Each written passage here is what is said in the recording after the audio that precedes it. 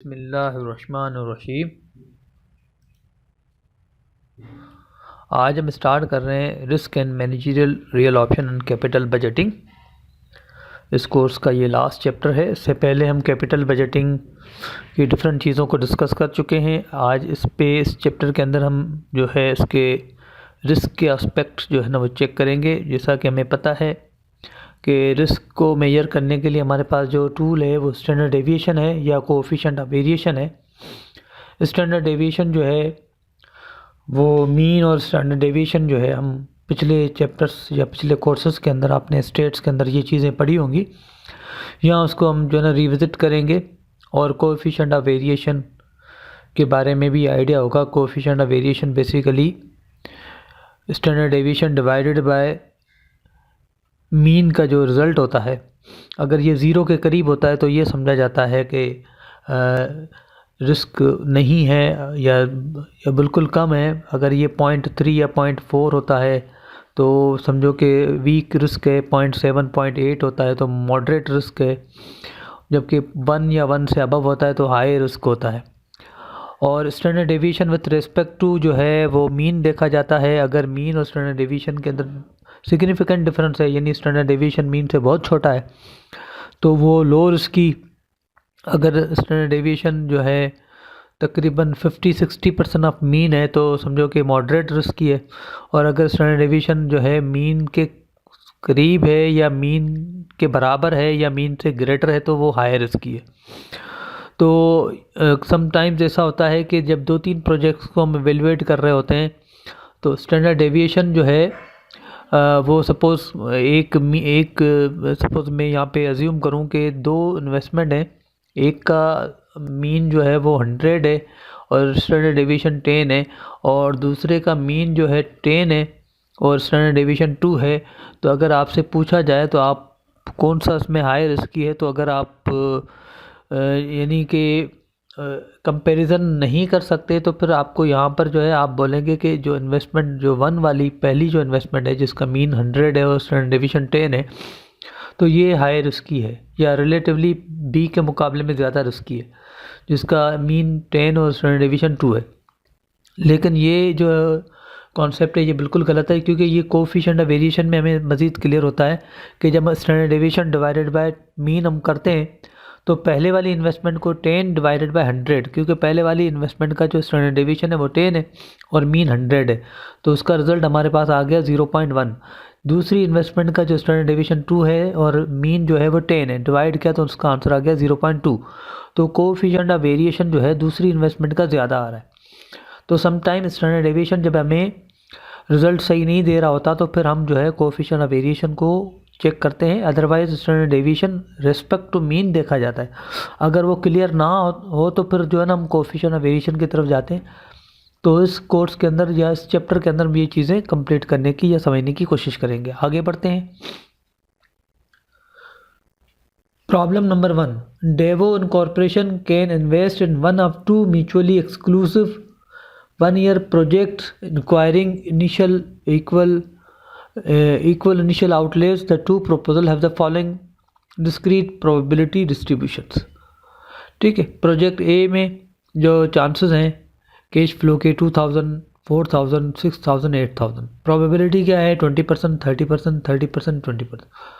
Project B में 10% chances हैं कि आपकी जो कैश फ्लो है 2000 और 40% जो है 4000, 40% जो है 6000 और 10% है कि 8000। तो ये हमारे पास प्रोबेबिलिटीज़ हैं। तो अब जो है ना हमें ये बताना है, क्योंकि आउटफ्लो दोनों का सेम है, ये इनफ्लोज की प्रोबेबिलिटीज़ हैं। Without calculation A mean and coefficient of variation can you select the better proposal assuming risk averse management. देखिए, 2 किस्म के लोग होते हैं या 2 किस्म के कॉन्सेप्ट होते हैं। एक होता है रिस्क सीकर, दूसरा होता है रिस्क अवर्टर। रिस्क सीकर वो होता है जो रिस्क लेना चाहता हो, रिस्क अवर्टर वो होता है जो रिस्क को अवॉइड करना चाहता हो या कम से कम रिस्क पे खेलना चाहता हो। तो यहाँ पर अगर हम देखें प्रोजेक्ट ए और बी के अंदर तो हमें यहाँ पे ये नज़र आता है डिस्ट्रीब्यूशन वाइज। अगर आप देखें तो प्रोजेक्ट ए के अंदर जो है हमारे पास जो डिस्ट्रीब्यूशन है वो काफ़ी वो है डिवाइडेड है, यानी कि 20%, 30%, लेकिन यहाँ पर जो है ये काफ़ी क्लोज है, यानी 40% चांस जो है कि आपका जो है 4000 हो, 40% चांस यानी ऑलमोस्ट, यानी कि आपका 80% ये दोनों जो है ना वो कवर कर रहे हैं प्रोबेबिलिटी के। ठीक है, तो ये अगर देखा जाए प्रोबेबिलिटी पॉइंट ऑफ व्यू से कि फ़र्ज़ करते हैं कि मिसाल दो क्लास, अगर दो स्टूडेंट्स हम ले लें कि हम कहें कि भाई जो है ना उसमें 10-10 स्टूडेंट हम निकाल लें, तो एक क्लास के 10 स्टूडेंट में अगर हम उनकी मीन एज निकालें, कि हमसे पूछें कि भाई मीन एज निकालें, तो हमने देखा कि जो है हमने क्लास को अलग किया 10 स्टूडेंट्स को, यानी सपोज़ हमने बीबीए की क्लास के 2 सेक्शन थे, एक सेक्शन के 10 स्टूडेंट निकाले, दूसरे सेक्शन के भी 10 स्टूडेंट निकाले, हमने उनकी एज चेक की। तो 10 स्टूडेंट जो पहले सेक्शन के 10 स्टूडेंट थे, तो उनकी एज जो थी 10 में से सपोज़ उनकी एज जो थी वो 20 से 25 के या 24 के दरमियान थी। तो हमने जो उनको जो है निकाला बाहर, तो हमने देखा कि 21 साल के 2 स्टूडेंट थे, 21 साल के 2 थे, हमने उनको अलग कर दिया। पर हमने देखा 22 साल के 3 थे, उनको अलग कर दिया। पर हमने देखा 23 साल के 3 थे, उनको अलग कर दिया। फिर 24 साल के 2 थे। ठीक है, यानी 21 के 2, 22 के 3, 23 के 3 और 24 के 2, ये हमने अलग कर दिया। ये एक तरफ हमने कर दिया। अब हमने दूसरा ग्रुप लिया। अब दूसरा ग्रुप जब हमने लिया दूसरे क्लास के, तो उसमें हमने जब स्टूडेंट को अलग किया तो उसमें 21 का एक स्टूडेंट निकला, हमने इसको अलग किया। 22 के 4 निकले, 23 के 4 निकले और 24 का 1 निकला। तो कौन सा ग्रुप जो है वो हमें मीन के क्लोज़र जो है वो यानी कि जो ऑब्जर्वेशन है वो मीन के ज़्यादा क्लोज़र होंगी, कौन से पेयर की होंगी? तो डेफिनेटली सेकंड पेयर की होगी। तो अगर देखा जाए तो उसमें प्रोजेक्ट बी जो है हमारे पास पार्ट ए का being a risk word project B seems less risky, ये लेस रिस्की हमें लग रहा है विदाउट कैलकुलेशन। आगे वेरीफाई यूर इंट्यूटिव डिटर्मिनेशन। अब जो है हमें ये वेरीफाई करना है कि हमने जो डिसाइड किया है कि प्रोजेक्ट बी बेहतर है, उसको देखना है कि वो कैसे है, तो उसको कैलकुलेट करना है। कैलकुलेट करने के लिए मीन, कोएफिशिएंट ऑफ वेरिएशन और स्टैंडर्ड डेविएशन, ये तीनों चीज़ें हम कैलकुलेट करेंगे। मीन का फार्मूला जो है मीन का जो फार्मूला आप लोगों ने पीछे स्टेट्स की बुक्स में पढ़ा होगा, वो sum of F X divided by N, लेकिन उसका अल्टरनेट फार्मूला भी है जो यहाँ पे यूज़ होगा। वो ये है कि x1 यानी x1 2000 मल्टीप्लाई बाय p1 यानी प्रोबेबिलिटी, यानी उसकी प्रोबेबिलिटी, यानी जो भी x की वैल्यू है पहली प्रोबेबिलिटी उसको मल्टीप्लाई कर देना है 0.2 के साथ, और फिर 4000 यानी दूसरी x2 मल्टीप्लाई कर देना है p2, ये p2 है, ये x3 p3, x4 p4, यानी जो भी x की वैल्यू है इसको उसकी करस्पॉन्डिंग p प्रोबेबिलिटी के साथ मल्टीप्लाई करना है। तो हमने ये नीचे मल्टीप्लाई करके दिखाया हुआ है, 2000 को 0.2 के साथ, 4000 को 0.3 के साथ और 6000 को 0.3 के साथ, 8000 को 0.2 के साथ। तो हमने किया, तो उसके बाद हमने इसको मल्टीप्लाई किया है, दरमियान में प्लस का साइन है, यानी प्रोबेबिलिटी और एक्स वैल्यू आपस में मल्टीप्लाई होंगे पर प्लस होंगे। तो ये करने के बाद जो हमारे पास रिजल्ट आया है वो आया है 5000। तो ये हमारे पास मीन आ गया, यानी मीन कह लें या आपके जो प्रेजेंट वैल्यू यानी मीन कह लें, या उसकी जो कैश फ्लोज का जो एक्सपेक्टेड वैल्यू भी कह लें, तो एक ही बात है। तो ये मीन आ गया। अब हम स्टैंडर्ड डेविएशन कैलकुलेट करेंगे। स्टैंडर्ड डेविएशन का जो अपने पीछे स्टेट्स की बुक्स के अंदर जो फार्मूला पढ़ा था, summation of F x minus X bar square divided by, उसका अल्टरनेट फार्मूला जहाँ पे लिखा गया है कि x1 minus X bar square multiply by p1। ठीक है, अब ये कैसे हुआ है? x1 जो है हमारे पास 2000 है, x बार हमारे पास देखो ये 5000 आया, तो हमने 2000 माइनस 5000 स्क्वायर किया, p1 जो है पहली प्रोबेबिलिटी p1 उसको साथ मल्टीप्लाई किया। इसी तरीके से दूसरा हमारे पास x2 4000 है, माइनस कर दिया मीन x बार 5000, उसकी प्रोबेबिलिटी को मल्टीप्लाई कर दिया 0.3 के साथ। इसी तरीके से तीसरा x1 चौथा, और फाइनली हमारे पास आंसर आ गया 2049। और हमने कोएफिशिएंट ऑफ वेरिएशन कैलकुलेट किया जिसका फार्मूला स्टैंडर्ड डेविएशन, तो standard deviation divided by mean किया तो 0.41। अब यही काम आपको जो है ना बी के साथ भी करना है, यही चीज़ें बी के साथ करनी है, यही तीनों फार्मूलाज यूज़ होंगे। और फिर देखें कि कोफिशिएंट ऑफ वेरिएशन कम किसका आ रहा है, जिसका कम आएगा वो लॉस रिस्की है। अगर बी का कम आता है तो फिर हमारा जो पार्ट ए है जो हमने अंदाज़ा लगाया था वो हमारा प्रूव हो जाएगा। ठीक है, तो ये कैलकुलेट करके इसको देख लीजिएगा कि आया हमारा अंदाज़ा सही है या गलत है। आगे बढ़ते हैं। Problem 2, Habib company is faced with several possible investment projects. For each, the total cash outflow required will occur in the initial period. जितना भी कैश फ्लो जो आउटफ्लो होगा वो स्टार्ट में ही रिक्वायर्ड होगा। Cash outflow expected net present values and standard deviation are given in the following table. ठीक है, all projects have possible discounted have been discounted at the risk free rate and it is assumed the distribution of this their net present values are normal। ठीक है, अब ये project हैं A B C D E, उनकी cost है 1,50,000, ये उनके NPVs हैं। NPV का एक्सपेक्टेड NPV का मतलब है मीन, एक्सपेक्टेड NPV का मतलब है मीन। ठीक है, एक्सपेक्टेड वैल्यू जो होती है वो हम मीन को कहते हैं। ठीक है, यानी जैसे ये जो हमने मीन कैलकुलेट किया था ये पिछले क्वेश्चन में एक्स बार प्रोजेक्ट है, तो ये एक्सपेक्टेड कैश फ्लोज थे। एक्सपेक्टेड कैश फ्लो कितना था? 5,000। इस प्रोजेक्ट ए का एक्सपेक्टेड कैश फ्लो 5,000 था। अब इसी तरीके से जब आप प्रोजेक्ट बी का कैलकुलेट करेंगे तो वो एक्सपेक्टेड कैश फ्लो कहलाएगा। तो जब हम प्रोबेबिलिटीज़ के साथ मल्टीप्लाई करके कोई भी चीज़, चाहे वो NPV हो, चाहे वो स्टैंडर्ड डेविएशन हो, चाहे वो कैश फ्लो हो, चाहे इनफ्लो हो, चाहे आउटफ्लो, तो उसको हम कहेंगे एक्सपेक्टेड NPV या एक्सपेक्टेड कैश फ्लो। तो यहाँ पर एक्सपेक्टेड NPV का मतलब ये मीन है। अब ये मीन है 10,000, 10,000, 25, 5, 75 और ये स्टैंडर्ड डेविएशन है और ये कोफिशिएंट ऑफ वेरिएशन है। Coefficient of variation standard deviation divided by mean किया गया है, तो ये आ गया। Standard deviation divided by mean ये आ गया, यानी 30,000 को 10,000 को डिवाइड कर, 10,000 को 25 से डिवाइड कर दिया, 10 को 5 से डिवाइड कर दिया, 75 को 75 से डिवाइड कर दिया। तो हमें ये देखना है कि कौन सा are the some project that are clearly dominated by other with respect to expected value and standard deviation with respect to expected value and coefficient of variation. ठीक है, हमें ये देखना है कि कौन सा प्रोजेक्ट मीन यानी expected net present value, expected NPV का मतलब है मीन, मीन और स्टैंडर्ड डेविएशन को अगर कंपेयर किया जाए तो कौन से प्रोजेक्ट जो है डोमिनेट कर रहे हैं दूसरे को, और अगर मीन और कोएफिशिएंट ऑफ वेरिएशन को देखा जाए तो कौन से प्रोजेक्ट हैं वो डोमिनेट कर रहे हैं। तो आइए देखते हैं। आंसर ए हमने लिखा on the basis of expected NPV and standard deviation of NPV C dominates ABD। C, अब देखते हैं सी का देखें, मीन जो है वो 25,000 है और स्टैंडर्ड डेविएशन 10,000 है।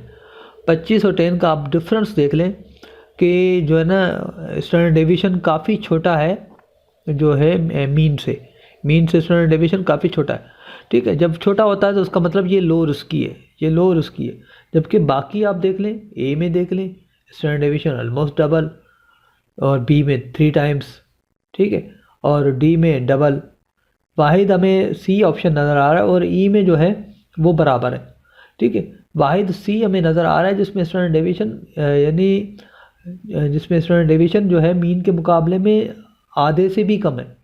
तो हम ये कहेंगे क्योंकि इसमें लो रिस्क है तो इसमें सबसे लो रिस्की प्रोजेक्ट जो है वो सी है। अगर बीइंग ए इन्वेस्टर अगर मैं सोचूं कि मैं कौन से प्रोजेक्ट की तरफ जाऊंगा, अगर मुझे 5 प्रोजेक्ट्स में से कोई एक लेना हो तो मैं डेफिनेटली सी की तरफ जाऊंगा, क्योंकि इसमें लो रिस्क है।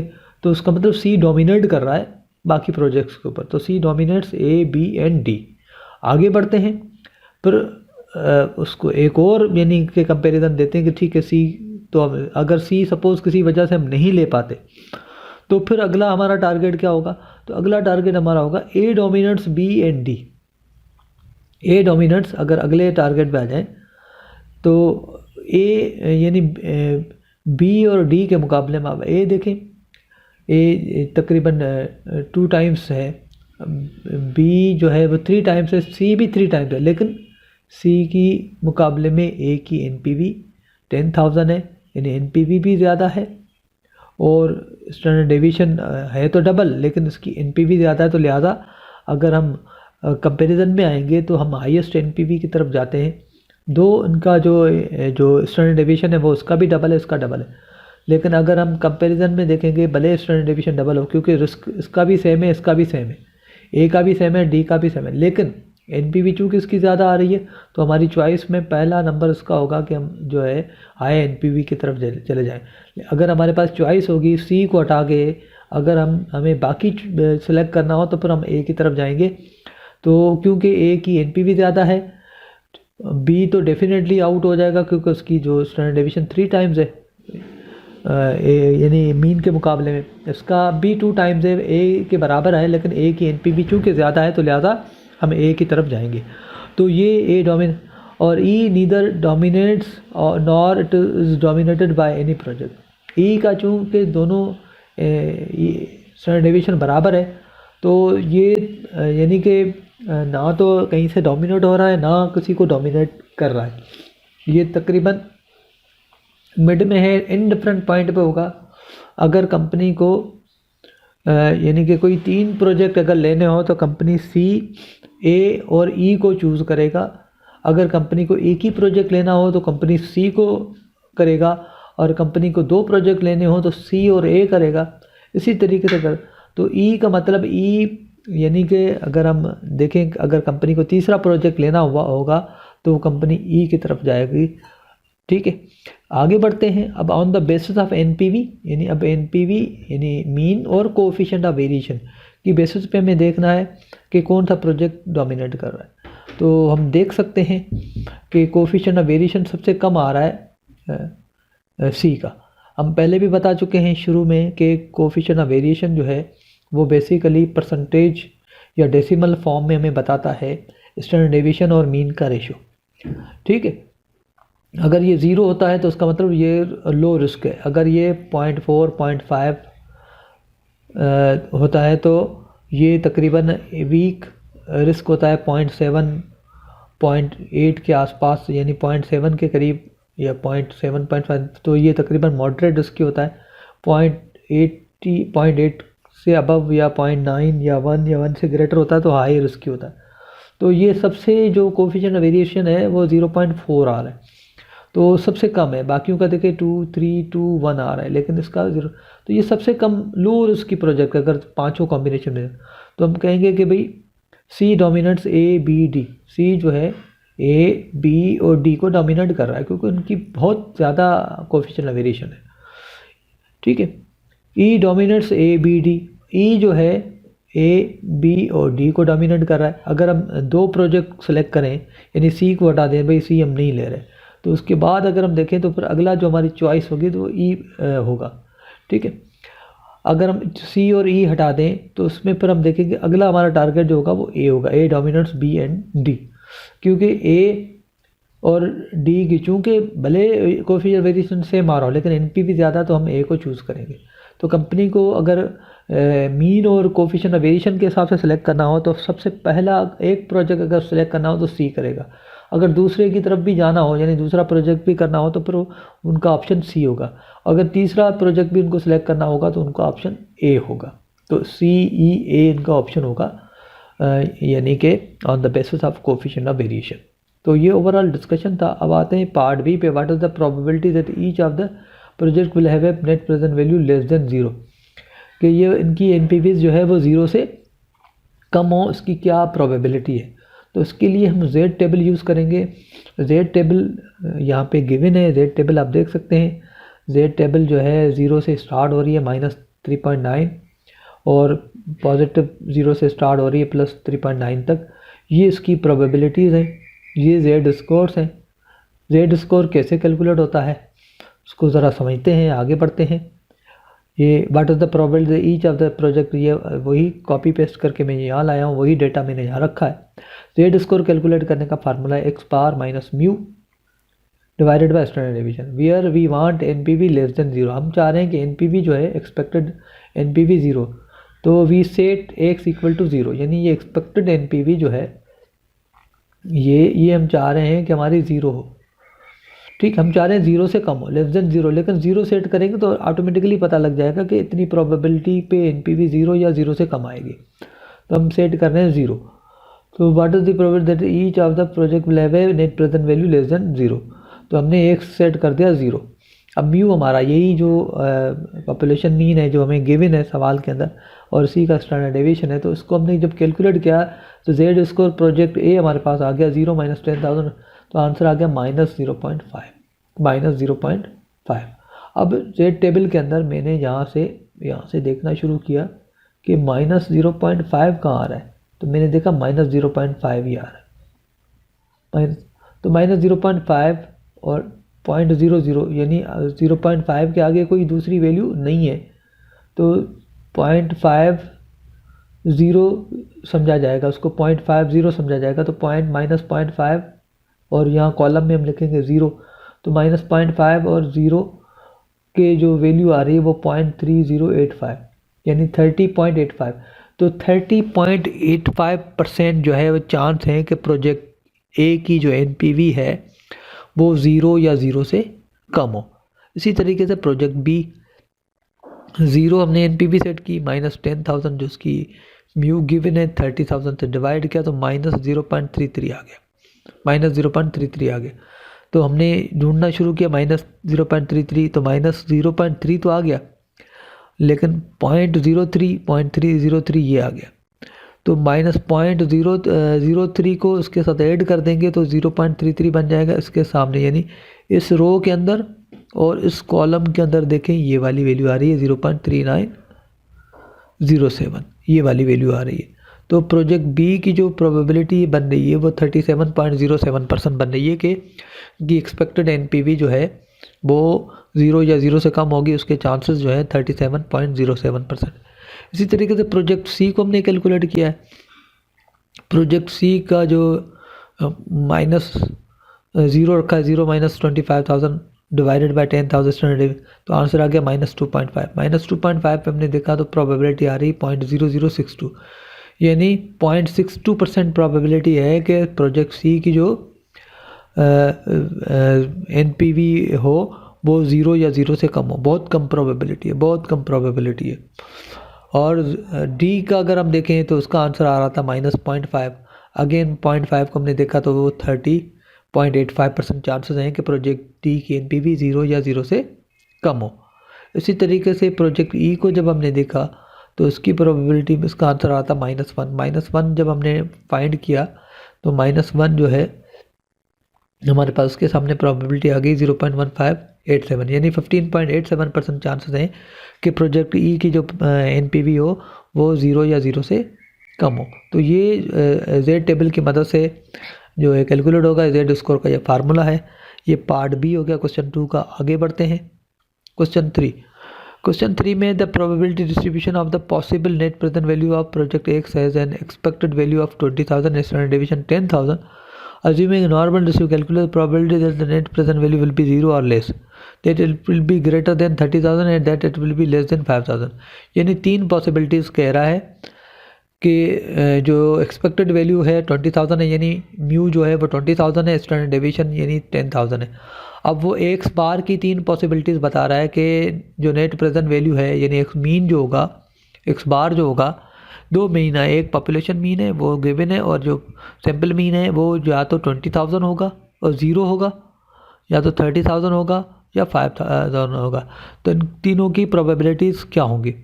तो हम क्या करेंगे, सबसे पहले जेड स्कोर मालूम करेंगे जहाँ पे हम एक्स बार 0 रखेंगे, बाकी डेटा वही 20,000 डिवाइडेड बाय जो है 10,000 जो मीन स्टैंडर्ड डेविएशन क्वेश्चन में गिवन है। पहले हम एनपीवी अज्यूम करेंगे कि 0 होगी, उसकी क्या प्रोबेबिलिटीज़ हमने देखा -2 आंसर आ रहा है। -2 की प्रोबेबिलिटी हमने देखी तो 0.0228 आ रही है। देख सकते हैं यहाँ पीछे -2 में की प्रोबेबिलिटी आप देखें 0.0228 आ रही है। इसी तरीके से वो कह रहा है कि एनपीवी या 0 होगी, या यानी 0 एनपीवी होने के, यानी इस डेटा के एनपीवी के 0 होने के चांसेस जो है वो 2.28% है। इसी तरीके से कितने चांस हैं कि एनपीवी जो है वो 30% हो, यानी सैम्पल एनपीवी 30% हो। 30,000 हो तो 30,000 को हमने 30,000 माइनस 20, जो भी बाकी डेटा सेम रखा हमने। यहाँ जो NPV है प्रोजेक्ट की, जो वो कर रहा है कि 30,000 उसके क्या चांसेस हैं, तो 30,000 हमने रखा। प्रोबेबिलिटी आ गया 1, पॉजिटिव 1। जब पॉजिटिव 1 आता है, आंसर याद रखें, जब पॉजिटिव आएगा तो प्रोबेबिलिटी निकालने का तरीका ये होता है कि सबसे पहले हम देखते हैं 1 की वैल्यू क्या है। पॉजिटिव 1 आया है, अब जो टेबल है जेड टेबल, इसमें ये माइनस वैल्यूज़ हैं, ये पॉजिटिव वैल्यूज़ हैं। अब पॉजिटिव 1 हमें यहाँ पे फाइंड करना है। पॉजिटिव 1 मैंने देखा ये आ रहा है, पॉजिटिव 1 के सामने वैल्यू आ रही है 0.8413। जब ये पॉजिटिव 1 की जो वैल्यू आएगी, याद रखें इसकी प्रोबेबिलिटी निकालने का तरीका ये है कि इस वैल्यू को 1 से माइनस करेंगे, 1 से माइनस करेंगे। तो हमने क्या किया, पॉजिटिव 1 प्रोबेबिलिटी कैसे निकली, 1 से वो वैल्यू माइनस की, तो आंसर आ गया 0.1587। यानी 30,000 NPV होने के जो चांसेस हैं वो 15.87% है। माइनस वैल्यू का जो भी रिजल्ट आएगा वही प्रोबेबिलिटी कहलाएगी, और पॉजिटिव वैल्यू का जो रिजल्ट आएगा उसको 1 से माइनस करेंगे तो प्रोबेबिलिटी फाइंड होगी। ये प्रोसीजर है, ठीक है, जो स्टैटिस्टिशियन ने डिफाइन किया हुआ है। तीसरा वो कह रहा है कि जो NPV हो वो 5,000, हमने यहाँ पे 5,000 पुट किया, प्रोबेबिलिटी मालूम की, -1.5 आ गई। -1.5 आप देख सकते हैं, -1.5 के सामने जो प्रोबेबिलिटी आ रही है 0.0668 आ रही है, यानी 6.68% प्रोबेबिलिटी आ रही है। तो ये हमारा क्वेश्चन नंबर 3 हो गया, ठीक है। यानी NPV 0 हो उसकी प्रोबेबिलिटी 2.28% है, NPV 30,000 हो उसकी प्रोबेबिलिटी 15.87% है, और प्रोबेबिलिटी 5,000 उसकी जो है NPV 5,000 उसकी प्रोबेबिलिटी 6.68% है। तो ये रिज़ल्ट आ गए, ये जेड टेबल की मदद से हमने फाइंड किया। चलते हैं आगे, question number 4। Rizwan graphics corporation is evaluating new technology for its reproduction equipment. The technology will have a 3-year life, will cost 1,000 and will have an impact on cash flow that is subject to risk. Management estimate that there is a 50-50 chances that the technology will either save the company 1,000 in the first year or it save nothing. देखें, रिजवान जो है 1,000 रुपये से कोई project launch कर रहा है, और इस चीज़ के 50% चांस हैं कि एंड ऑफ द ईयर, 1 साल बाद, कंपनी 1,000 रुपये बचा ले या कंपनी को कुछ भी ना बचे। पहला नंबर, ऑप्शन नंबर 1, ठीक है। आगे मैं आपको दिखाता भी जाता हूँ, ताकि क्योंकि डेटा काफ़ी लेंदी है तो मैं आपको दिखाता जाता हूँ कि, ठीक है। इनिशियल इन्वेस्टमेंट जो है ना 1,000 है। अब जो है ऑप्शन क्या है, 50% चांस है, 50% चांस है कि ईयर 1 की मैं बात कर रहा हूँ, ईयर 1 की बात कर रहा हूँ। ईयर 1 में 50% चांस है कि उसको कुछ भी ना मिले, 50% चांस है कि उसको 1,000 मिले। पीछे जाते हैं, यानी आउटफ्लो 1,000 है, ये लिखने की ज़रूरत नहीं है। हम आते हैं इनफ्लोज पे। Management estimate that there is a 50% chance that technology will either save 1,000 in first year or save it nothing at all. यानी will save 1,000, 50% chance will save 1,000, यानी ईयर 1 में, ये देखो ईयर 1 है, और 50% चांस के सेव नथिंग यानी 0।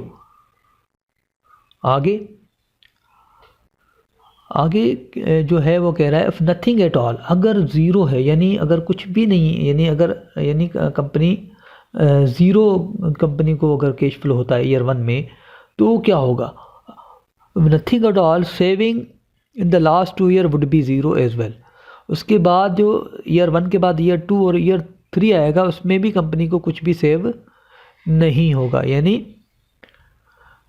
यानी अगर यहाँ ईयर 1 में 0 है तो ईयर 2 में भी 0 होगा, ईयर 2 में भी उसको कुछ नहीं मिलेगा, 0 मिलेगा, ईयर 3 में भी उसको 0 होगा। और इसके अलावा आगे क्या कह रहा है कि if nothing at all, saving in the last 2 year would be 0 as well. Even here there is some possibility that in the second year an initial additional outlay of sales would be required to convert back to the original process for a new technology may decrease efficiency. ठीक है, management attach A 40% probability of this occurrence of the new technology bombs out in the first year. ठीक है, अगर पहले साल में technology काम नहीं करती और कंपनी को 0 ईयर 1 में 0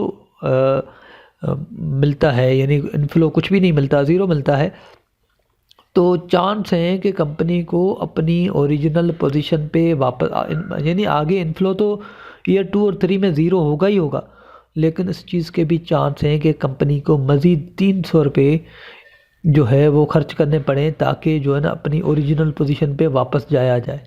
ठीक है, और उस 300 खर्च करने की जो प्रोबेबिलिटी है वो 40% है, यानी 40% प्रोबेबिलिटी है कि 300 का खर्चा हो और 60% प्रोबेबिलिटी है कि कोई खर्चा ना हो। यानी इनफ्लो तो होगा नहीं, लेकिन जो है ईयर 2 और ईयर 3 में, यानी ईयर 2 में 300 का मज़ीद खर्चे की भी एक्सपेक्टेशन है। इनफ्लो नहीं होगा लेकिन मज़ीद आउटफ्लो के चांस है। तो आप देख सकते हैं कि ईयर 1 में अगर ज़ीरो है, या ईयर 1 में 0 एट ईयर 1, तो क्या होगा, 40% चांस है कि कंपनी को 300 रुपये, ये देखो माइनस साइन लगा हुआ है, 300 रुपये कंपनी को भरने पड़ जाए मज़ीद ताकि वो वापस अपने ओरिजिनल। ठीक है, और 60% चांस है कि कुछ भी ना भरना पड़े। ठीक है, और उसके बाद ईयर 3 में तो 100% है कि कंपनी को इनफ्लो तो या ना यहाँ मिलना है या ना यहाँ मिलना है, तो 100% कंपनी को इनफ्लो नहीं मिलना। और फिर ज्वाइंट प्रोबेबिलिटी कैसे निकली है, कंडीशनल प्रोबेबिलिटी 1, कंडीशनल प्रोबेबिलिटी 2 और इनिशियल प्रोबेबिलिटी, इन तीनों को मल्टीप्लाई करते हैं, यानी 0.5 मल्टीप्लाई बाय 0.4, ये हो जाएगा 0.2 मल्टीप्लाई बाय 1, तो ये हो जाएगा 0.2। ठीक है, 0.6 मल्टीप्लाई बाय 0.5, ये हो जाएगा 0.3 मल्टीप्लाई बाय 1, तो ये हो जाएगा 0.3। तो यानी इन तीनों को मल्टीप्लाई करते हैं, कंडीशनल प्रोबेबिलिटी, इनिशियल प्रोबेबिलिटी, तीनों को मल्टीप्लाई करेंगे तो जॉइंट प्रोबेबिलिटी आ जाएगी।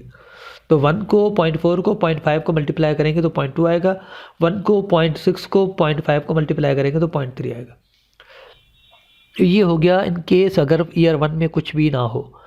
आगे बढ़ते हैं, आगे क्या कह रहा है कि if the technology proves itself in the first year, अगर कंपनी को टेक्नोलॉजी चल पड़ी और उसको पहले साल में प्रॉफिट मिल गया, it is fail that second year cash flow will be 1800, 1400 and 1000। Second year के जो कैश फ्लोज होंगे 1800, 1400 और 1000 होंगे with probabilities of 20, 60 and 20 respectively.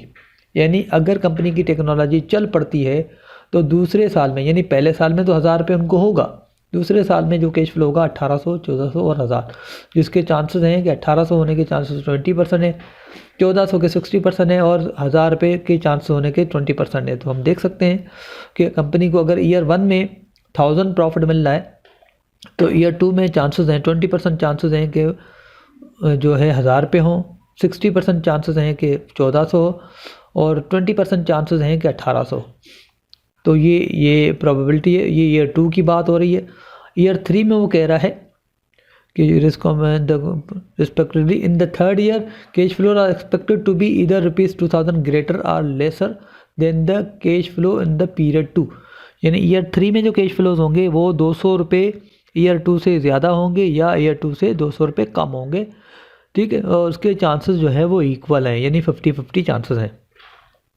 यानी जो ईयर 3 में अगर 1000 रुपये हो रहे हैं, मिसाल अगर ईयर 2 में 1000 रुपये होंगे तो उसके चांसेस हैं कि वो ईयर 3 में 800 हो जाए, यानी 200 कम हो जाए, या 1200 हो जाए, 200 बढ़ जाए, इसके चांसेस 50-50 है। अगर ईयर 2 में कैश फ्लो 1400 होता है तो चांसेस है कि वो 1200 हो जाए या 1600 हो जाए।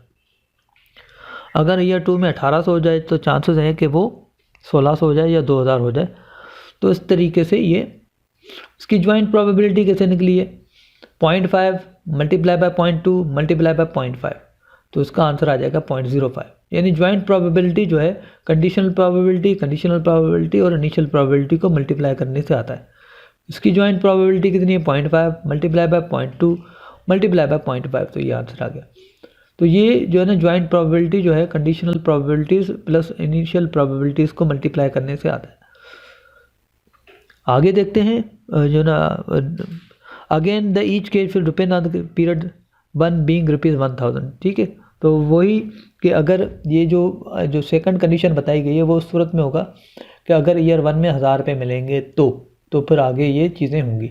तो ये सबसे पहले पार्ट है, set up the tabular version of the probability tree to depict the cash flow possibilities and the initial conditional joint probabilities. तो ये हमने पार्ट ए को सॉल्व कर लिया था, साथ मैं आपको बताता गया था।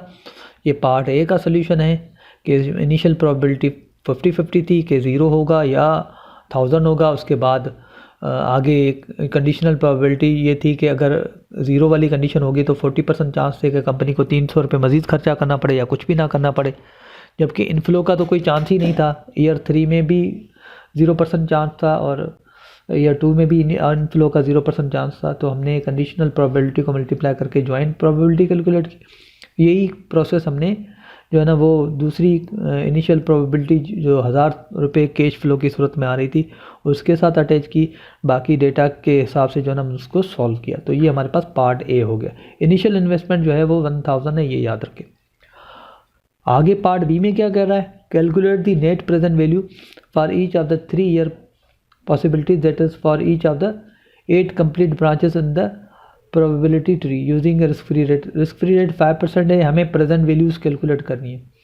प्रेजेंट वैल्यूज़ कैलकुलेट करनी है पार्ट बी में। कैसे कैलकुलेट होगी ये हमें गिवन है। देखो इसकी 0 पीरियड पे, ये ईयर 1, 2, 3 का डेटा है। इसका ईयर 0 अगर हम लगा लें तो ईयर 0 पे 1000 रुपये यहाँ लिखा होगा और 1000 रुपये यहाँ लिखा होगा, यानी वो माइनस में, क्योंकि ईयर 0 में 1000 आउटफ्लो दोनों जगहों पे जो है ना जब अलग अलग कंडीशन होगी तो 1000 और 1000 वैसे एक ही 1000 है, लेकिन ये कि चूँकि अलग अलग सिनेरियोज़ को हम देख रहे हैं तो 1000 यहाँ पे अलग रखेंगे, यहाँ अलग रखेंगे। तो 1000 आउटफ्लो 0 पे ऑलरेडी मौजूद है, ठीक है। और दूसरा जो 3000 का आउटफ्लो है जो ईयर 2 में हो रहा है, यानी अगर मैं इसकी कंडीशन 1 की बात करूं तो पहले वाली कंडीशन में जो है 1000 का आउटफ्लो 0 पीरियड पे है और 3000 का जो 300 का जो आउटफ्लो है वो ईयर 2 में। तो 300 को डिवाइड कर दें 1.05, क्योंकि जो हमें डिस्काउंट रेट गिवन है वो 5% गिवन है, 1.05 स्क्वायर के साथ, क्योंकि ये पावर 2, क्योंकि दूसरे साल में ये आउटफ्लो हो रहा है, यानी 300 divided by 1.05 square, 300 divided by 1.05 square. तो इसका जो भी आंसर आए, क्योंकि ये भी माइनस आंसर है, तो उसको जो है आप 1000 के साथ ऐड कर देंगे तो इसका आंसर आएगा 272। जब 300 डिवाइडेड बाय 1.05 स्क्वायर करेंगे तो उसका आंसर आ जाएगा 272। 272 माइनस का होगा और 1000 पे भी माइनस का होगा। तो पहली जो हमारी जो प्रेजेंट वैल्यू बनेगी, क्योंकि 1000 पे तो ऑलरेडी प्रेजेंट में पड़े हैं, सिर्फ ये 300 को हमें प्रेजेंट पे लाना है। ये भी 300 जो है ना आउटफ्लो है, वो दूसरे ईयर पे पड़े हुए, तो 300 डिवाइडेड बाय 1.05 स्क्वायर करेंगे तो ये 0 पे आ जाएंगे, तो ये 272 बनेगा। 272 और 1000 रुपये को ऐड करेंगे तो पहला कैश फ्लो हमारा जो बनेगा प्रेजेंट वैल्यू वो -1272 बनेगा। और उसकी जो प्रोबेबिलिटी है, ज्वाइंट प्रोबेबिलिटी, वो 20% है। वो आप देख सकते हैं ज्वाइंट प्रोबेबिलिटी उसकी जो है वो 20% है, ये 20। दूसरा जो आउटफ्लो है, दूसरी जो कंडीशन है उसमें भी हमारा आउटफ्लो 1000 है, -1000, उसमें कोई ना मज़ीद आउटफ्लो है ना मज़ीद इनफ्लो है, यानी वो सिर्फ -1000 है। तो -1000 हमने यहाँ पे लिख दिया है और इसकी प्रोबेबिलिटी जो है वो 30% है। देख सकते हैं इसकी प्रोबेबिलिटी जो है वो 0.3 यानी 30%। अब आते हैं तीसरे पे। तीसरा कैश फ्लो हमारा ये है कि 1000 रुपये ईयर 1 में है, 1000 रुपये ईयर 1 में है, यानी 0 पीरियड पे -1000 है, -1000 है, ईयर 1 में +1000, ईयर 2 में +1000 और ईयर 3 में 800। तो हमें क्या करना है कि 1000 डिवाइडेड बाय 1.05, फिर 1000 डिवाइडेड बाय 1.05 स्क्वायर, फिर 800 डिवाइडेड बाय 1.05 पावर 3। इन तीनों को जब हम 0 पे लेके आएंगे, 800 को, 1000 को, 1000 को जब 0 पे लेके आएंगे तो इनका सम कोई 2500 कुछ बनेगा।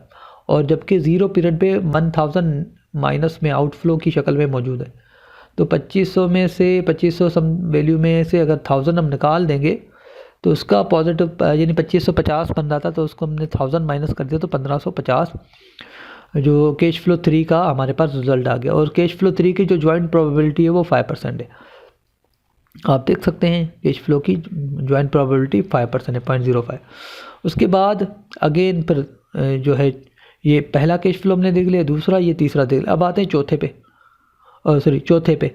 चौथा भी यहीं पे कंटिन्यू है कि पहला जो है ईयर 0 पे तो 1000 है माइनस में, ईयर 1 पे 1000 प्लस, ईयर 2 में 1000 प्लस, और ईयर 3 में 1200 प्लस। तो हम क्या करेंगे, 1000 divided by 1.05, 1000 divided by 1.05 square, 1200 divided by 1.05 power 3। इन तीनों को जब हमने ज़ीरो पे लाया तो इसका रिज़ल्ट जो है हमारे पास आया था 2896। हमने इसमें से 1000 पे माइनस किया तो हमारे पास आ गया 1896। इसकी भी ज्वाइंट प्रोबेबिलिटी जो है ना वो 5% है। इसकी भी ज्वाइंट प्रोबेबिलिटी 5% है। ये चौथा कैश फ्लो हो गया। अब आते हैं पाँचवें पे। पाँचवें पे आउटफ्लो वही 1000 ज़ीरो पे पड़ा हुआ है। पहला इनफ्लो 1000 पे, 1000 पे को 1.05 से डिवाइड कर दिया, फिर 1400 को 1.05 स्क्वायर से डिवाइड किया, फिर 1200 को 1.05 के साथ स्क्वायर किया और पावर 3 किया। 1200 को 1.05 पावर 3, 1400 को 1.105 स्क्वायर और 1000 को 1.05 के साथ डिवाइड किया। तो ये तीनों वैल्यूज़ ज़ीरो पे आ गई। तीनों वैल्यूज़ जब ज़ीरो पे आ गई तो उनका सम जो बना था वो बना था 3259। उसमें से 1000 जो आउटफ्लो था ज़ीरो पीरियड का वो माइनस किया गया और आंसर आ गया 2259। और इसकी प्रोबेबिलिटी जो है वो 0.15 है। आप देख सकते हैं इसकी प्रोबेबिलिटी जो है 0.15 है। इसी तरीके से छठा कैश फ्लो 1000, 1400, 1600 को डिस्काउंट करेंगे और उनकी प्रोबेबिलिटी भी 1.15 है। सातवां और आठवां, इस तरीके से ये सारी कैश फ्लोज कैलकुलेट किए गए हैं और उनकी ये जॉइंट प्रोबेबिलिटीज़ हैं। फिर उन कैश फ्लोज को जॉइंट प्रोबेबिलिटीज़ के साथ मल्टीप्लाई किया गया, यानी -1272 को मल्टीप्लाई किया 0.2 के साथ तो आंसर आ गया 254.4। -1000 को मल्टीप्लाई किया 0.3 के साथ तो आंसर आ गया -300। इसी तरीके से 1550 को मल्टीप्लाई किया 0.05 के साथ तो आंसर आ गया 77.5। तो ये जो है ना सर किया गया है। ये हमारा पार्ट बी जो है वो हुआ। पार्ट बी में क्या पूछा गया था हमसे, calculate the net present value for each of the 3 year possibilities, that is each of the 8 complete branches in the probability tree using risk free rate 5%।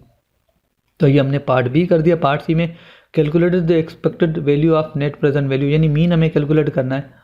तो हमने प्रोबेबिलिटी के साथ मल्टीप्लाई तो कर लिया है, यानी जितनी भी एक्स वैल्यूज़ हैं ये सारी एक्स वैल्यूज़ थी हमारी, इसको हमने प्रोबेबिलिटीज़ के साथ मल्टीप्लाई कर दिया है। बिल्कुल वही फार्मूला, यानी ये अगर x1 है तो ये p1 है, ये x2 है ये तो p2 है, x3 p3, यानी ये वाला फार्मूला जो है, ये वाला फार्मूला जो है x1 p1 x2 p। तो इन फार्मूले को जब हम हर वैल्यू को p प्रोबेबिलिटी के साथ मल्टीप्लाई करते हैं, फिर दूसरी को दूसरी प्रोबेबिलिटी, तीसरी को तीसरी प्रोबेबिलिटी, फिर फाइनली सबको ऐड करते हैं तो हमारे पास एक्सपेक्टेड वैल्यू या मीन आता है। तो उसी तरीके से जब हमने उसको सॉल्व किया तो हमारे पास expected NPV calculate by multiplying column 2 and column 3, column 2 और कॉलम 3 को कैलकुलेट किया तो सबको जब ऐड किया तो आंसर आ गया 661 पॉइंट। तो ये हमारा पार्ट 3 वेटेड एवरेज NPV हमारे पास ये आ गया। ठीक है, उसके बाद हमें पार्ट डी में हमसे पूछा गया कि what is the risk of the project, project का रिस्क क्या है। Calculate standard deviation, refer formula of P1, mean is 61.35, X values are, ये एक्स वैल्यूज़ हैं माइनस, यानी और कोएफिशिएंट ऑफ वेरिएशन, यानी हमें क्या करना है कि यहाँ पर जो फार्मूलाज गिवन है स्टैंडर्ड डेविएशन का, ये वाला जो फार्मूला गिवन है और ये कोएफिशिएंट ऑफ वेरिएशन का ये जो फार्मूला गिवन है, इनको यूज़ करते हुए इसमें मीन 62 आ रहा है और एक्स वैल्यू पहली जो एक्स वैल्यू है वो -1272 है। ठीक है, और उसकी प्रोबेबिलिटी जो है वो 0.2 थी और दूसरी जो एक्स वैल्यू है वो हमारे पास -1000 है और उसकी जो एक्स बार था वो 632, जो भी आंसर आ रहा है। तो इस फार्मूले को यूज़ करना है, इसको यूज़ करना है और इसको कोएफिशिएंट ऑफ वेरिएशन को इसको बाद में यूज़ करना है। तो हमें calculate standard deviation, refer formula P1, वही मीन जो है इस बार 661.35 है। एक्स वैल्यूज़ जो है, पहली एक्स वैल्यू ये है, X value x1 minus X bar. ठीक है, स्क्वायर करेंगे, उसको मल्टीप्लाई कर देंगे P1 के साथ, फिर x2 1000 माइनस एक्स बार 661.35, ठीक है। स्क्वायर करेंगे इसको प्रोबेबिलिटी के साथ, यानी ये वाला फार्मूला अप्लाई करेंगे। प्रॉब्लम 1 को देखें, गौर करें। तो X values are minus 1272 minus 1000 1550, ये सारी एक्स वैल्यूज़ हैं, ठीक है। Corresponding probability values given against each X value, probability values given है। insert above data in the formula and calculate, also calculate coefficient variation and decide whether it is high, moderate or low risky। Calculate करने के बाद बताएं कि ये कितना risky है। Coefficient of variation की मैं आपको बता चुका हूँ, उसके रिजल्ट के बुनियाद पे हम डिसाइड करेंगे ये कितना रिस्की है। आगे बढ़ते हैं। Question number 5। Question number 5, the Shell company will invest in 2 of 3 possible proposal, ठीक है। शेल कंपनी जो है वो 2 प्रोजेक्ट के अंदर इन्वेस्टमेंट करना चाह रहे हैं और उसके पास 3 ऑप्शन है, तीनों में से 2 उनको लेने proposal. Cash flows of which are normally distributed, the expected net present value of discounted at risk free rate and the standard deviation of each proposal. Expected net NPV यानी मीन और standard deviation, ये दोनों given है। और हमें जो है दो प्रोजेक्ट में एक वक्त में वो इन्वेस्ट करेंगे। तो हमें पेयर बनाने हैं 2-2 के, पहले 1-2 फिर 1-3 फिर 2-3। तो ये पेयर बनाने और हमें डिसाइड करना है कि कौन सा पेयर जो है उनके लिए ज़्यादा सूटेबल होगा। देखना ये है कि स्टैंडर्ड डेविएशन और कोएफिशिएंट ऑफ वेरिएशन को देखते हुए हमें decide. Assuming the following correlation coefficient for each possible 2 project combination, ये कोरिलेशन कोएफिशिएंट है, ठीक। अब चूँकि देखो ये 2 इन्वेस्टमेंट है, यानी एक ही वक्त में 2 प्रपोजल को हम ले रहे हैं, तो ये एक पोर्टफोलियो बनना है, ठीक है। पहले जो हमने स्टैंडर्ड डेविएशन कैलकुलेट किया था, यानी इस क्वेश्चन के अंदर जो क्वेश्चन 1 की अगर मैं बात करूं तो उसमें स्टैंडर्ड डेविएशन जो कैलकुलेट हुआ था तो एक ही प्रोजेक्ट का हुआ था, ये एक प्रोजेक्ट का हुआ था, यानी ए का हमने अलग किया था और कहा था बी का अलग करें। लेकिन अब चूँकि यहाँ पर जो है हमें कंबाइन जो है वो स्टैंडर्ड डेविएशन कैलकुलेट करना होगा 1 और 2 को मिला के, क्योंकि अब हम एक ही वक्त में 2 को हम ले रहे हैं, तो ये पोर्टफोलियो बन रहा है। तो पोर्टफोलियो का जो फार्मूला होता है उसमें ये होता है कि P1 यानी प्रोबेबिलिटी 1 स्क्वायर फिर standard deviation 1 square, P2 square standard deviation 2 square, फिर 2 फार्मूले का है P1 P2 standard deviation 1 standard, और फिर R कोरिलेशन कोएफिशिएंट उसमें रिक्वायर्ड होता है, इसीलिए ये कोरिलेशन कोएफिशिएंट गिवन है, ठीक है। तो ये जो है गिवन है, तो इसी वजह से जो कोरिलेशन दिए गए हैं ताकि आगे इसकी कैलकुलेशन में यूज़ हो। तो आगे बढ़ते हैं। अब ये P1 का मतलब ये है कि इस प्रोजेक्ट में आप कितना % इन्वेस्ट करेंगे। तो डेफिनेटली दोनों प्रोजेक्ट एक वक्त में लेंगे, तो दोनों प्रोजेक्ट में अगर इसमें भी करेंगे तो 100% इन्वेस्टमेंट होगी, यानी पूरे का पूरा ये प्रोजेक्ट लिया जाएगा, ये भी पूरे का पूरा लिया जाएगा। तो जब इसकी कैलकुलेशन होगी तो उसमें हम मज़ीद उसको क्लियर कर देंगे। तो सबसे पहले तो हमें ये देखना है कि एक्सपेक्टेड नेट प्रेजेंट वैल्यू, कि हमें अगर दोनों प्रोजेक्ट को लेना हो तो हम पेयर बनाएंगे, पहले 1-2 का, 1-3 का और 2-3 का। तो अगर 1-2 का पेयर बनाते हैं तो हमारे पास जो प्रेजेंट वैल्यू यानी एनपीवी जो बनेगी वो 10,000 और 8,000 18,000 बनेगी। और 1-3 का अगर पेयर लेंगे तो 10,000 और 6,000 10,000 तो 16,000 एनपीवी बनेगी। और अगर 1-2-3 का पेयर लेंगे तो हमारे पास 8,000 और 6,000, तो ये 14,000 की हमारे पास एनपीवी बनेगी। तो ये तो हमारे पास हो गया ओवरऑल, यानी 3 चॉइसेस। उसके बाद स्टैंडर्ड डेविएशन हमने कैलकुलेट किया। स्टैंडर्ड डेविएशन कैसे कैलकुलेट किया? अब एक ही वक्त में 2 प्रोजेक्ट ले रहे हैं तो दोनों प्रोजेक्ट में उनकी इन्वेस्टमेंट 1-1 है, यानी 100% है। तो हमने P1 की जगह जो है वो 1 रखा है, 1 स्क्वायर किया फार्मूले का, और फिर 4,000 जो पहला प्रोजेक्ट का, क्योंकि हम जो है स्टैंडर्ड डेविएशन 1 और 2 मालूम कर रहे हैं। 1 का स्टैंडर्ड डेविएशन 4,000 है, 2 का स्टैंडर्ड डेविएशन 3,000 है, ठीक है। और प्रोबेबिलिटी हमने दोनों में 1 रखी है, क्योंकि इसमें 100% दोनों, इसमें भी कंपनी पूरा प्रोजेक्ट लेगी, उसमें भी पूरा प्रोजेक्ट, तो प्रोबेबिलिटी दोनों की 100% है। तो हमने 1 और 1 को स्क्वायर किया, यानी 100%, यानी P की जगह 1 रखा, बाकी स्टैंडर्ड डेविएशन जो है वो हमने लिया। 2 फार्मूले का है, उसके बाद 1 प्रोबेबिलिटीज़ हमने ली, उसके बाद जो है ये P1 है, उसके बाद हमने 4000 और 3000 लिया जो कि स्टैंडर्ड डेविएशन 1 और स्टैंडर्ड डेविएशन 2 था, और कोरिलेशन कोफिशिएंट जो 0.6 था वो हमने लिया। तो हमारे पास पोर्टफोलियो का स्टैंडर्ड डेविएशन आ गया 6277। उसके बाद हमने स्टैंडर्ड डेविएशन 1-3 यानी कॉम्बिनेशन 1-3 को हमने कैलकुलेट किया। 1-3 का भी इस तरीके से ये चीज़ें कैलकुलेट हो के आ गई, क्योंकि 1 का भी स्टैंडर्ड डेविएशन 4000 है, 3 का भी 4000 है। इसी तरीके से ये इसका और इस तरीके से 2-3 का भी पोर्टफोलियो स्टैंडर्ड डेविएशन कैलकुलेट हो गया। Coefficient of variation standard deviation divided by mean, पहले का स्टैंडर्ड डेविएशन जो है वो 6277 था और मीन जो था 18000 था, तो उसका आंसर ये आया। दूसरे का ये पीछे भी हम कर चुके हैं, तो ये आपको अब समझ में आ जाएगा।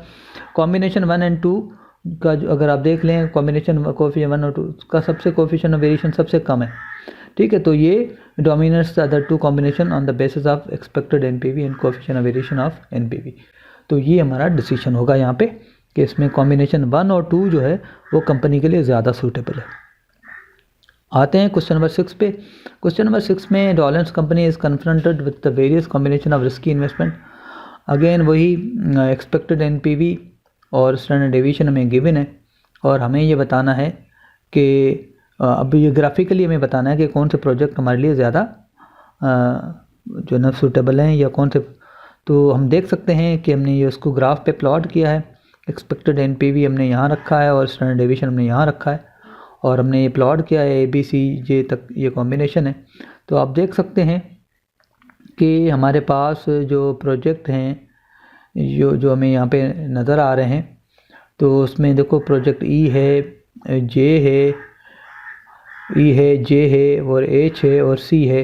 ये प्रोजेक्ट आप देख सकते हैं कि इनकी NPVs जो हैं वो तकरीबन हायर हैं, क्योंकि ये NPV हमने यहाँ रखा है, इसकी NPV तकरीबन 50 के आसपास है, इसकी 80 के आसपास है, इसकी भी 80 से प्लस है, C की 80 के आसपास है।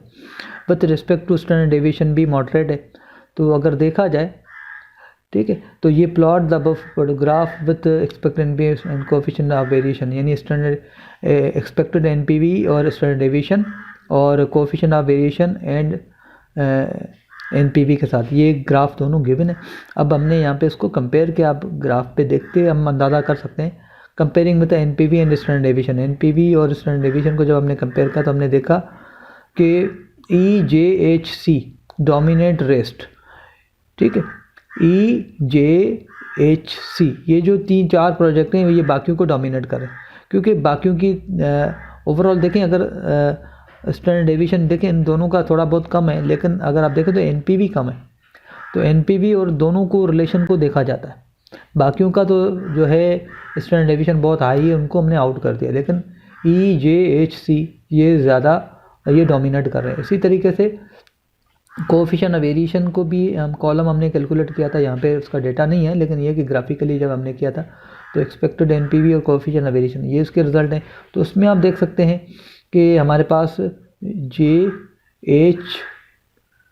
JHC डोमिनेट रेस्ट, तो JHC ये जो है वो डोमिनेट कर रहे हैं, क्योंकि इनकी एनपीवी भी ज़्यादा है और कोएफिशिएंट ऑफ वेरिएशन जो है बाकियों के मुकाबले में कम है।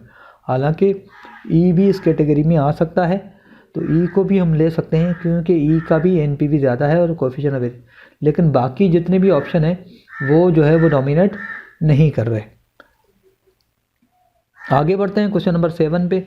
The Dell company uses a simulation approach to जज investment projects. 3 factors are employed: market demand in units, price per unit minus cost per unit on the after tax basis, and investment required at time zero.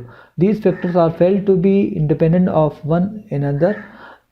In analyzing a new fed consumer product with a 1-year product life, Dell estimates the following probability distribution.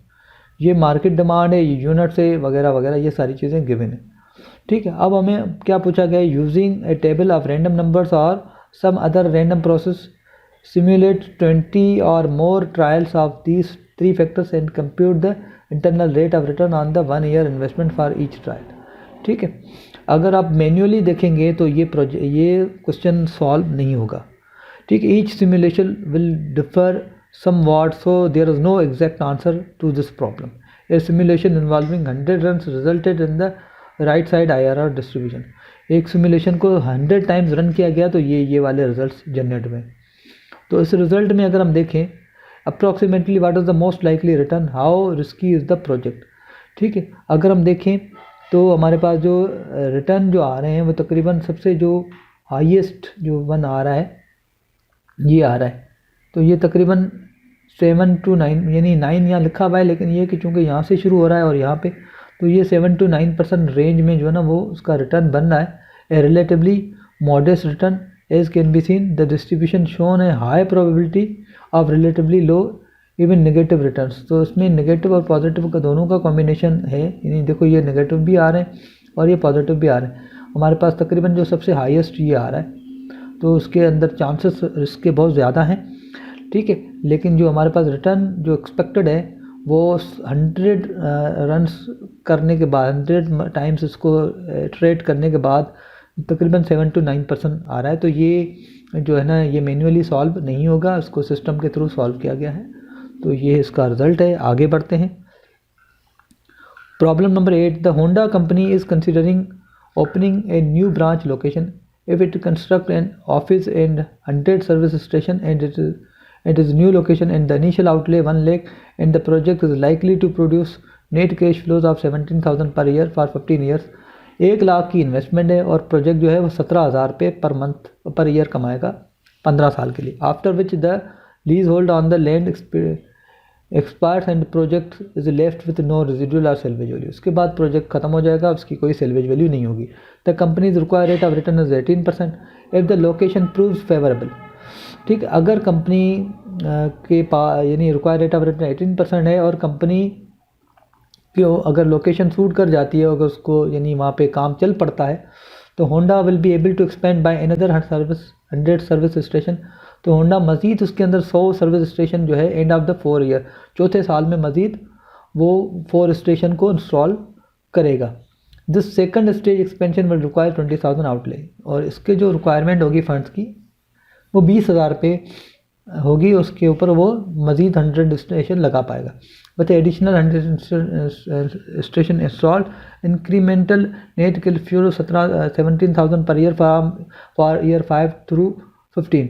अगर ये 100 मज़ीद station लग गए तो फिर Honda को मज़ीद 17,000 रुपये सालाना 5वें साल से लेकर 15 साल तक जो है वो कैश फ्लो एक्सपेक्टेड है। The company believes that there is 50-50 chance that the location will prove to be favourable. ठीक है, तो इस चीज़ के 50% चांस हैं कि लोकेशन जो है वो फेवरेबल हो, और उसके 50% चांस हो कि लोकेशन फेवरेबल ना हो। अगर लोकेशन फेवरेबल नहीं होती, मिसाल के तौर अगर लोकेशन फेवरेबल नहीं होती, उसका मतलब वो एक्सपेंड नहीं करेंगे।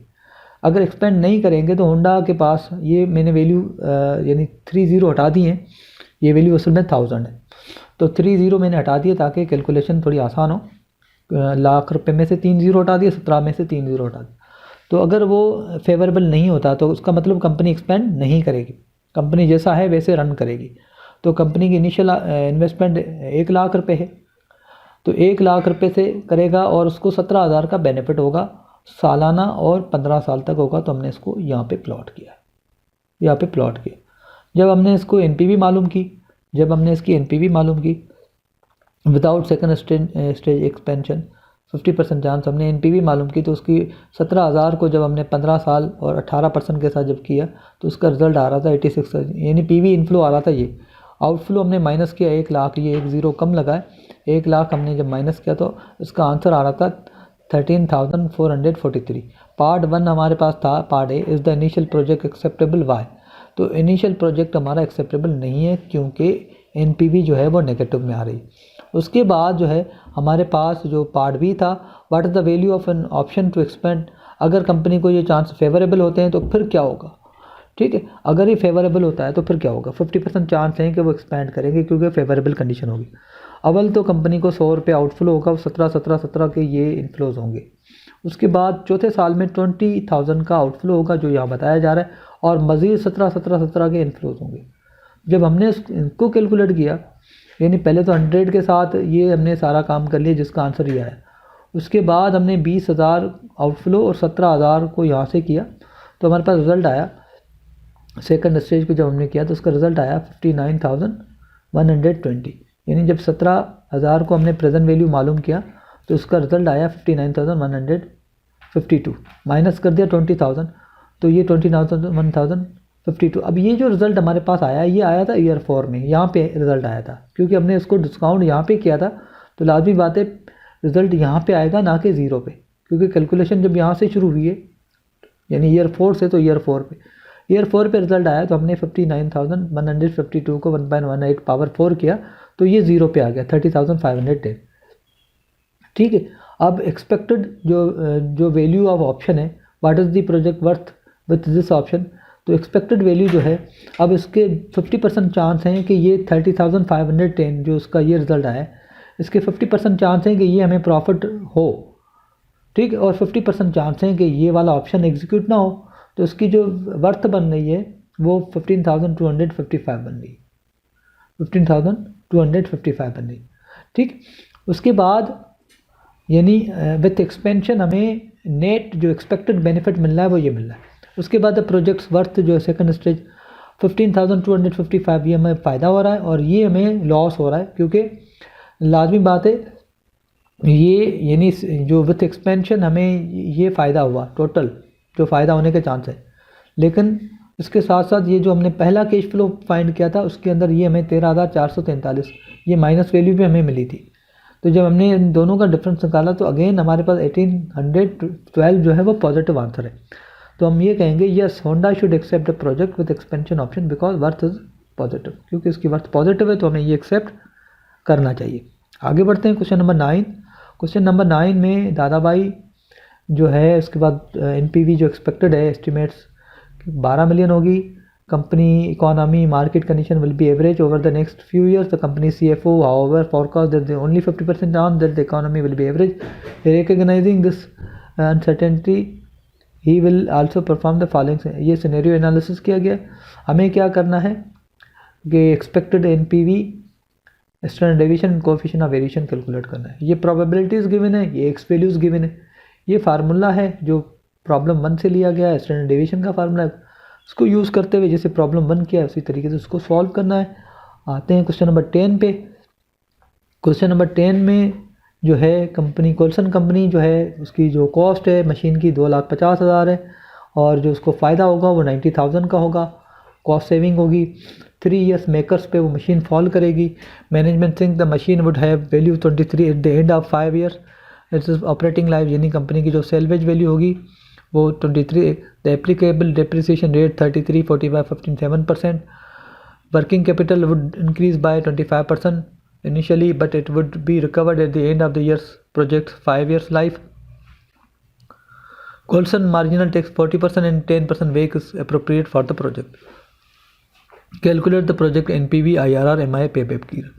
ठीक है, अब ये जो पार्ट है ये बिल्कुल यानी स्ट्रेट फॉरवर्ड है, सॉल्व पार्ट है।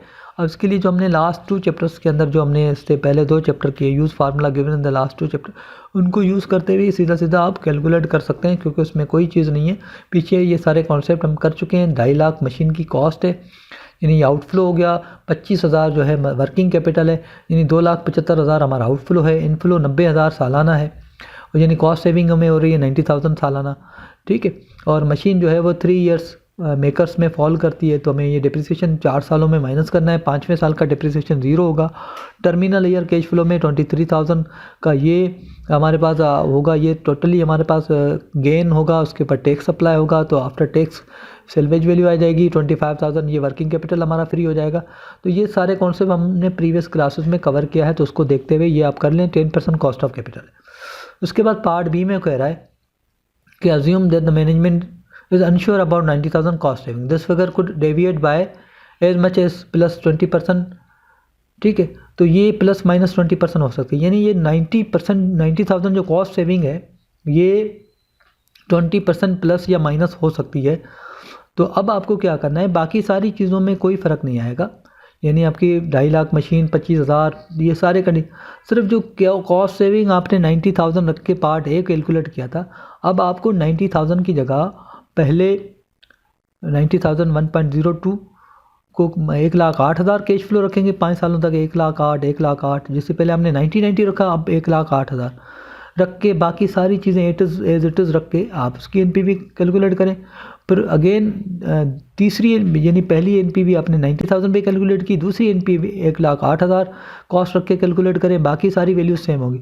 तीसरी एनपीवी 90,000 माइनस 20% यानी 72,000। तीसरी एनपीवी 72,000 कैश फ्लो रख के आप कैलकुलेट करेंगे, बाकी सारी चीज़ें सेम होंगी। तो इस तरीके से आपका पार्ट बी होगा। पार्ट सी में अगेन वही आपके पास जो है डेटा गिवन है, cost saving, salvage value, working capital, probabilities ये गिवन है, ठीक है। और आपको क्या करना है, expected NPV, standard deviation, coefficient of variation ये कैलकुलेट करना है।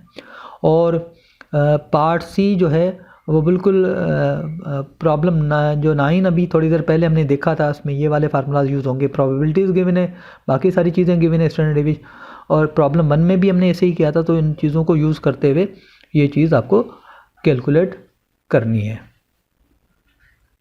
Thank you very much.